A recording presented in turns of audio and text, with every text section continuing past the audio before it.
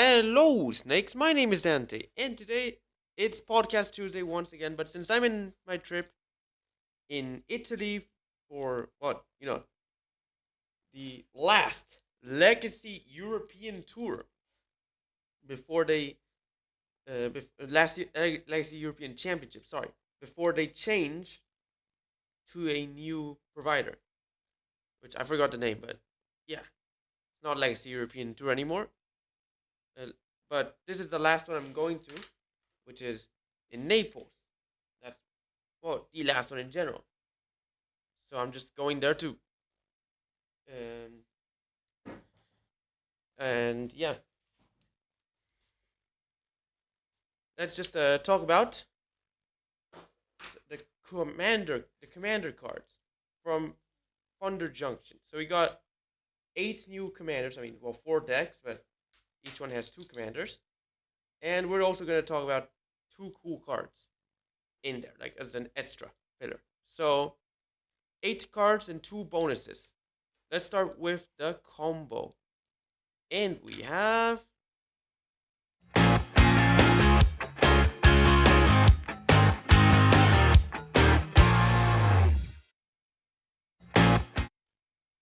we have Felidor Guardian, Basic Land, Icewind Stalwart, and Delny. So basically, uh, Icewind Stalwart, when it ETBs, you can blink a non-warrior creature you control. And Felidor Guardian, the 4-mana 1/4 cat beast, with when it ETBs, you may blink another permanent you control. Delny, when it allows your creatures of power 2 or less to trigger twice. So basically, you can Felidor Guardian ETBs, blink a planes, and the Icewind Stalwart. Icewind Stalwart enters, blink Felidor Guardian. So you generate infinite mana, infinite ETBs, and oh my god, possibilities are endless. But yeah, that's basically the combo of the week. Now for a non-bow, not a non-bow, it's a funny one. It's a funny interaction I found. It is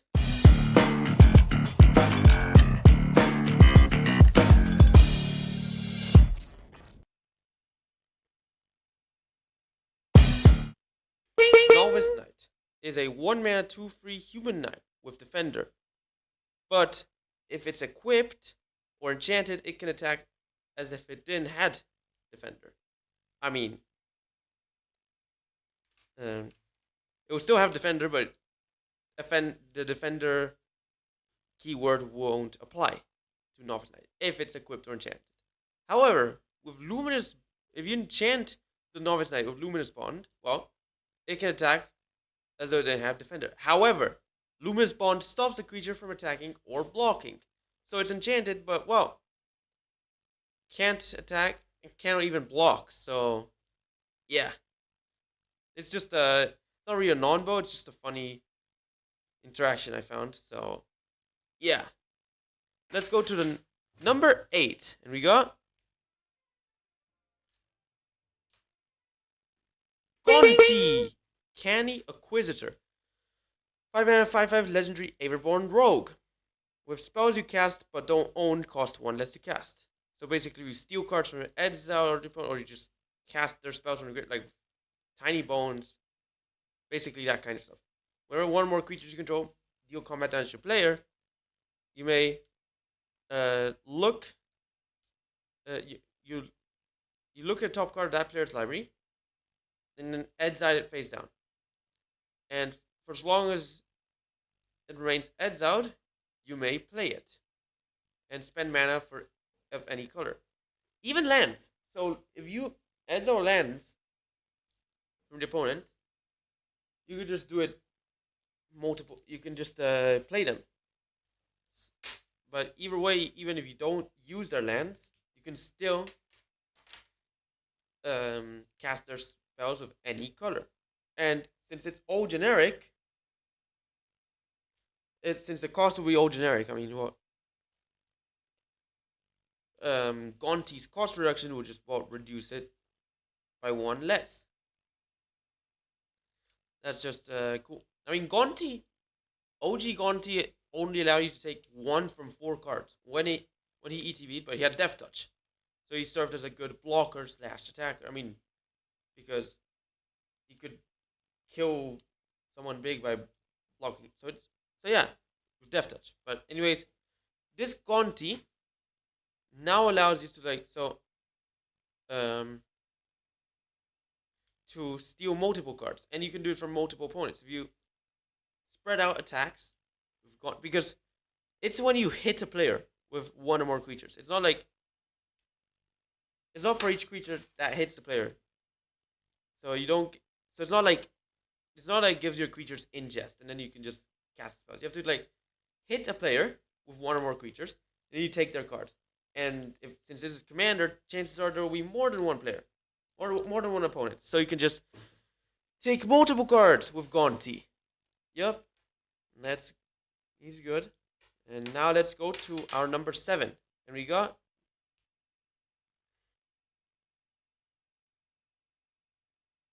Olivia, Opulent Outlaw, 4-mana free legendary vampire assassin with flying lifelink. Whenever 1 or more outlaws you control deal combat damage to the player, create a treasure token. And for free mana, you can sacrifice 2 treasures to put 2+1 on counters on each of your creatures, but only at sorcery speed. So, yeah. So, similar to Gonti, this will trigger once every for each player you hit. So, yeah, Olivia is good for an outlaw tribal deck, assassins, mercenaries. Yeah, exactly. I mean, for matter of fact, she herself is an assassin, so she counts as an outlaw. So, yeah, and then you can also grow your creatures. It's not, you don't just grow the creatures, you also grow. You don't just grow the outlaws, you grow all the creatures with Olivia. And you can activate this ability more than once, but you need to pay 3 mana and sacrifice 2 treasures. So that's basically 5 mana. So, yeah. Anyways, that's our number 7. Let's go to our number 6. And we have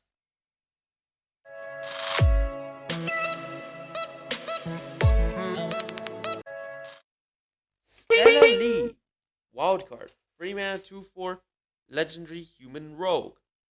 With whenever you cast your second spell each turn, adds out a top card of your library. So basically, it's an impulse draw. Whenever you cast your second spell each turn, and for tap, you can tap her to clone 1 of your instants or sorceries, but only if you cast it 3 or more spells this turn. So she's good for a storm deck. I mean, a fast deck. So basically, to cast more than 1 spell. So you cast 1 spell, second spell, impulse draw. Third spell, you can basically copy it if it's an instant or sorcery. You can't just copy any spell, but you can copy instants and sorceries. So yeah, pretty cool. That's an Izzet commander. I mean, the other ones are 3-color, but she's only a 2-color commander. So yeah. And next one we have number 5.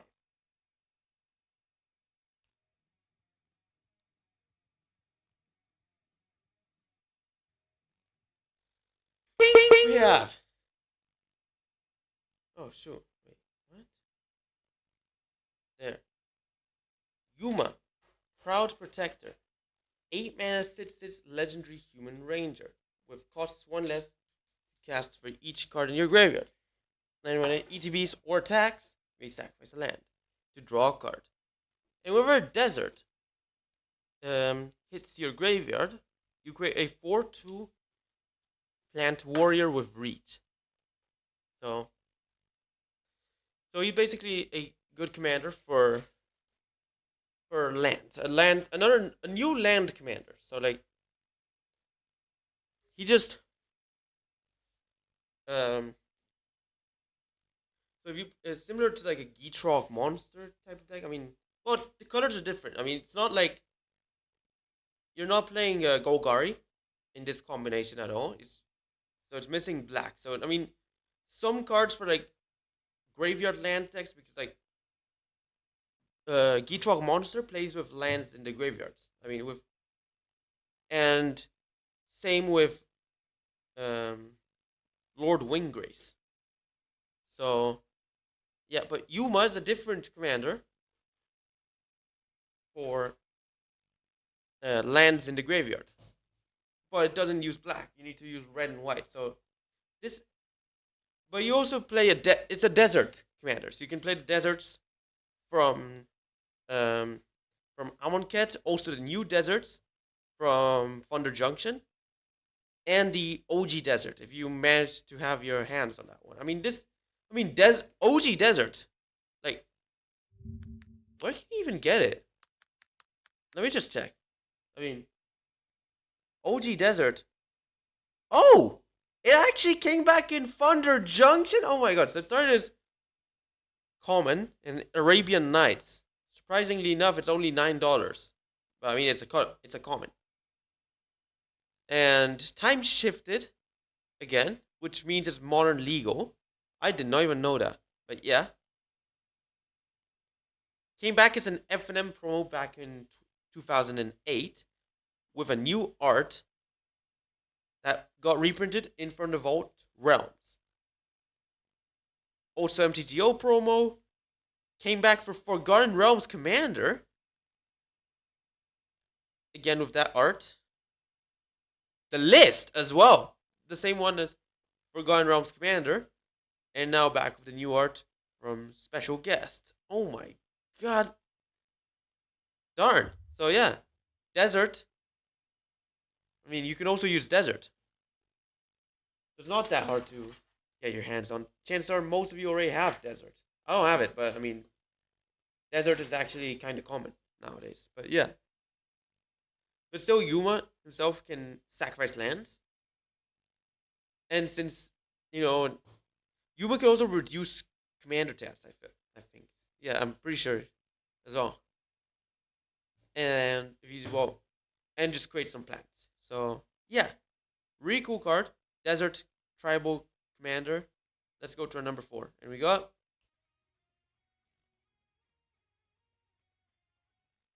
Eris, Roar of the Storm. 10 mana, 4/4 legendary elemental warlock. But wow.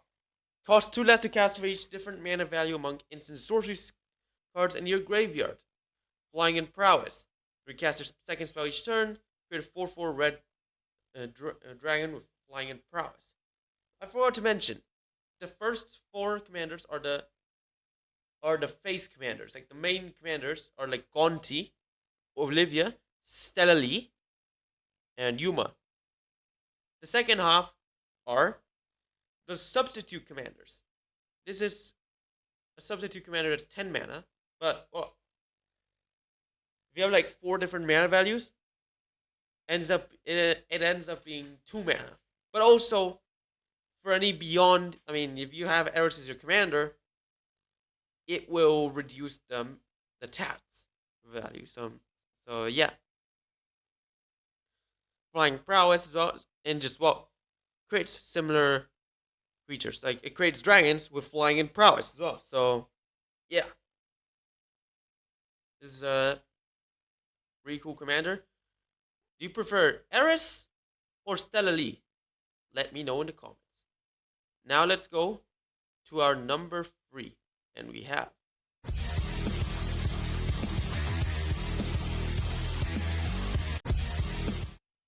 Felix 5 Boots from the same selection as Gonti. 5 mana 5/4 legendary Ooze Rogue with Menace and War 2. And you can copy your dealing combat damage to a player ability. Like, if a creature so basically, one of your permanents cause a creature you control dealing combat damage to a player triggered ability, it triggers. So He's supposed to be a substitute commander. I mean, if you can use him inside Gonti, you're exiling 2 cards every time you use Gonti's trigger. But otherwise, like Gonti's right here. But otherwise, I mean, Felix, you can just use him with everything that's like deal combat damage to player ability. Like, there's a bunch of them. Like, I think extra combat steps would also be good. If you have anything that causes an extra combat if it hits the opponent, I mean, like, that's just cool. But honestly, I don't know. I mean, the possibilities are endless with Felix 5 boots.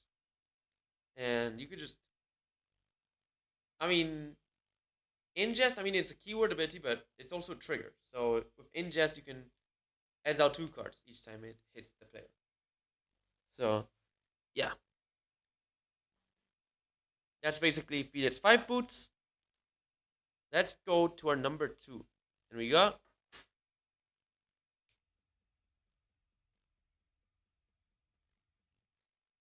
Kiri! Talented Sprout. 4 mana, 0-3 legendary plant druid as the substitute commander for Yuma. Your other plants and tree folk get +2/+0. So basically, Yuma's a land deck, but also works with plants and tree folks. I mean, it's a land deck, but it's not like Omnath type of land deck. I mean, Omnath, it's lands and elementals.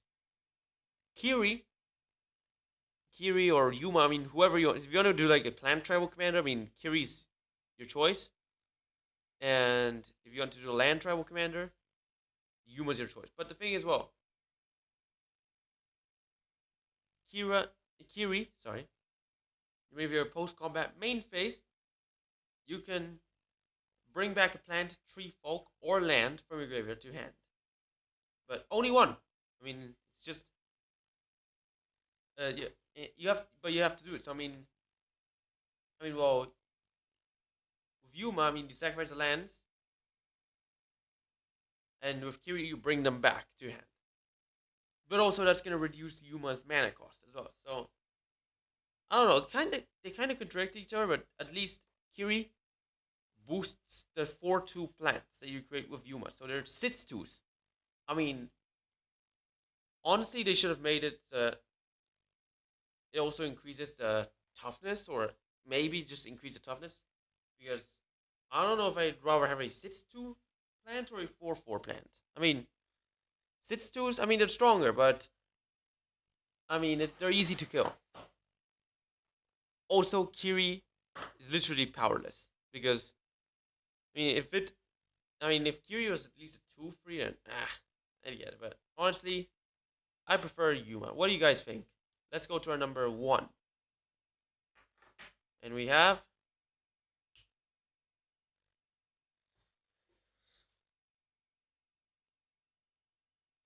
Vihan Goldwaker, the substitute commander to Olivia, and the 3-mana 3/3 legendary dwarf warlock. With your other outlaws have vigilance and haste. And if you have combat on your turn, you can turn treasures you control into free construct assassins. So I mean, yep, that's right. And since they're assassins, they count as outlaws, so they'll have vigilance. You just use a wake. He wakes up the gold to make it fight for you guys. I mean, honestly, if you was thematic, I mean, should have been gold tokens, not treasure tokens. I mean, Olivia could also interact with gold tokens as well, but I mean, there's more treasure tokens than gold tokens, so I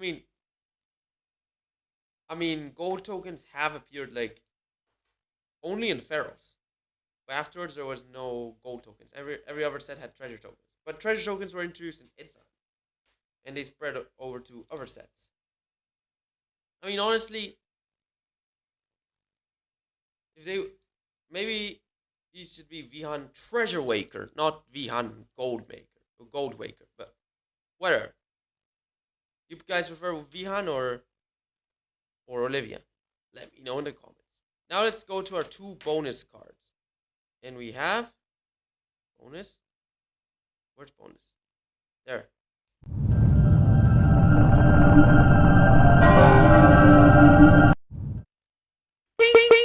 First bonus. Back in town. Ads and free. Let's do a black sorcery. Bring back Ed's outlaws from your graveyard to the battlefield. So you can just bring back lots of outlaws. So like at least 4 mana to bring back 1 outlaw, but then if you have more mana, you can just bring back even more. And I mean, so yeah, that's basically our 1 bonus card. Really cool card. I mean, the 2 bonus cards are like what I believe are the best new cards in Thunder Junction Commanders. In Thunder Junction Commander. Not not reprints, not commanders themselves, just really cool cards. I mean, back in town, bro, that's just insane. Let's go to our second bonus. And we got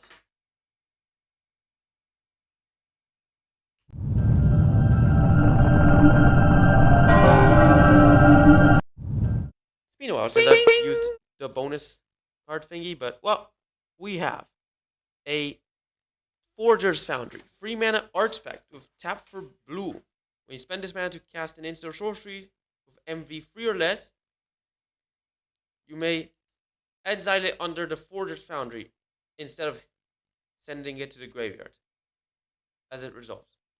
But for 5 mana in tap, you can recast any number of spells from the cards in Forger's Foundry, but only at sorcery speed. So basically, Forger's Foundry, it's kind of like a plot mechanic. So Forger's Foundry is a mana rock, but if you use that mana to cast an instant or sorcery with MV3 or less, you can have the Forger's Foundry capture it. But then, later on in the game, if you have like multiple or maybe just the one you captured, you could spend 5 mana and tap this and just let them go. Just use as many or all of them if you want for free. So you can like draw spells, creating creatures like this. This is cool.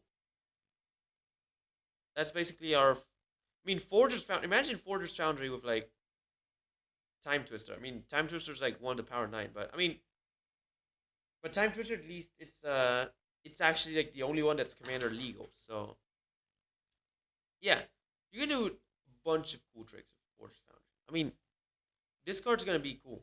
It's like the new version of of it's like this new stuff. I forgot the name. Oh, it was that. Wait, hold on. I forgot the name of it. I don't know if it was a staff. I think it was like. Oh, hold on. No, forgot the name. What? No, no. What was it? What was the name of the card? Oh my god.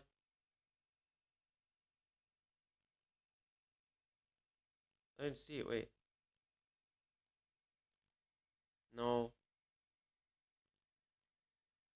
What was it?